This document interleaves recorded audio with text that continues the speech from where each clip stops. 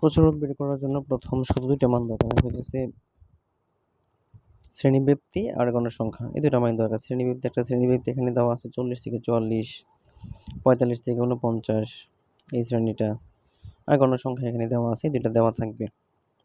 তাহলে প্রচুরক একদম সহজ। প্রচুরকের জন্য শুধু দরকার একটা সূত্রটা মুখস্থ করতে হচ্ছে, প্রচুরক সমান L plus F1 plus F2 গুণ H। এই সূত্র মুখস্থ রাখতে হবে। যে প্রচুরক শ্রেণী খুঁজতে হবে। প্রচুরক শ্রেণী খোঁজার জন্য প্রথমে দেখতে হবে গণসংখ্যা সর্বাধিক বাইরে কই আছে। সর্বাধিক হচ্ছে 15। তাহলে এই শ্রেণীটি হচ্ছে প্রচুরক শ্রেণী।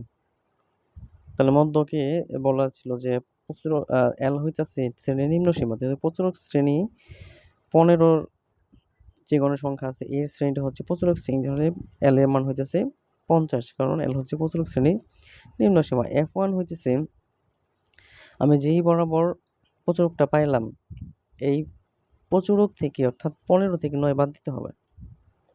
বাদ দিলে পাবো 6। আবার F2 হইতেছে, F2 বের করার জন্য এই যে এখানে আছে 15 10 বাদ দিতে হবে, তাহলে কত হলো 5।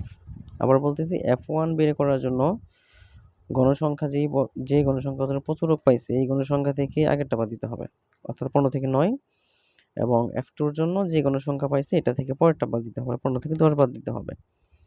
আর এস হচ্ছে শ্রেণী ব্যবধান, যেমন 40 থেকে 40 ব্যবধান হচ্ছে 5, যেমন 40, 41, 42, 43, 44 এভাবে করে বের করতে হবে। তাহলে আমরা জানি প্রচুরক সমান L plus F1 by F1 plus F2 গুণ H। তাহলে এটা L এর মান হচ্ছে 50 আর F1 এর মান হচ্ছে 6, আর F1 এর মান 6, F2 এর মান হচ্ছে 5, আর H হচ্ছে 5। তাহলে উপরে হয় 5 6 30, নিচে হয় 11। তাহলে 50 প্লাস 30 কে 11 ভাগ করে 2.73 যোগ করলে 52.73। তাহলে প্রচুরক হচ্ছে 52.73। প্রচুরকের জন্য সূত্রটাই দরকার।